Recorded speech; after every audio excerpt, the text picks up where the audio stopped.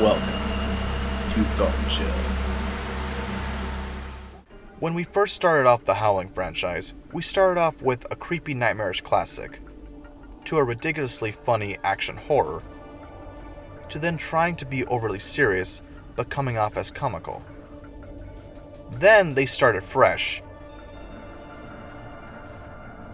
but became stale and boring. And then they became even more boring. And then finally a solid entry that showed the series still had life.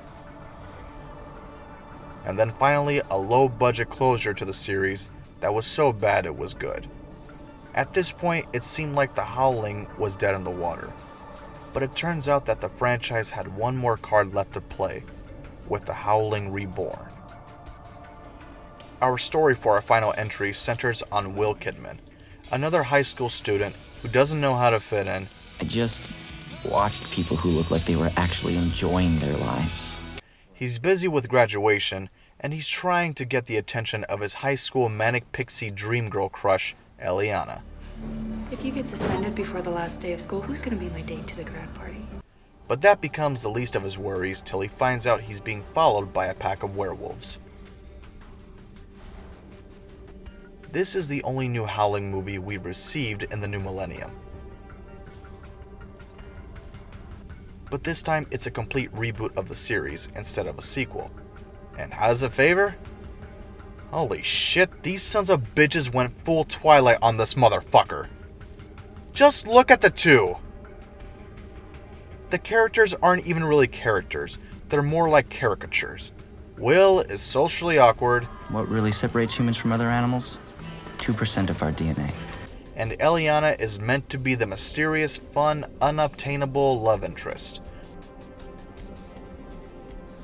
who for some reason takes a liking to Will. Sign it? Remind you of anyone? As for the dialogue, Yeah, well, you're afraid that you're gonna die, so I'm just another guy who's safe to be with for the moment because that has zero chances of working out. this is straight up Twilight, but with werewolves. We weren't trying to kill you. We were trying to welcome you. The movie at least moves at a fast pace. We don't have to wait too long before the plot kicks into gear.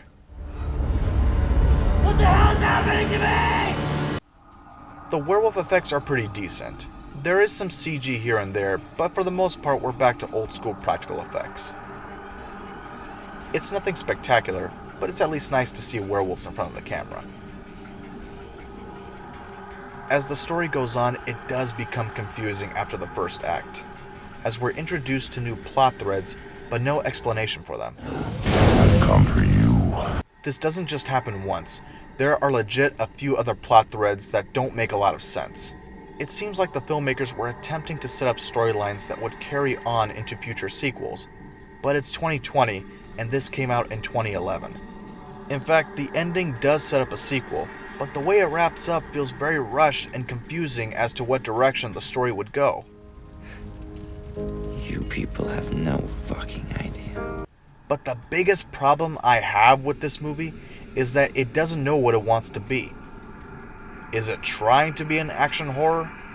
Because there's a scene in here where Will and Eliana construct big-ass flamethrowers in their own school. I guess they're good at crafting now because the script calls for it. Is it trying to be a gothic romance? Or is it just a Twilight ripoff? There's one scene that pays tribute to the original.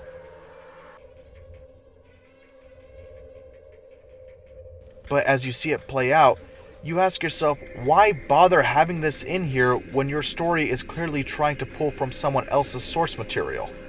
Obviously, this movie frustrated the shit out of me. And unfortunately, this is the final movie we're stuck with for the Howling franchise. If the series were to be rebooted again, I would suggest to go back to the eerie and chilling atmosphere of the original. Let's have werewolves become scary again, please. But until then, I'm going to load a silver bullet into the chamber and put this franchise out of its fucking misery.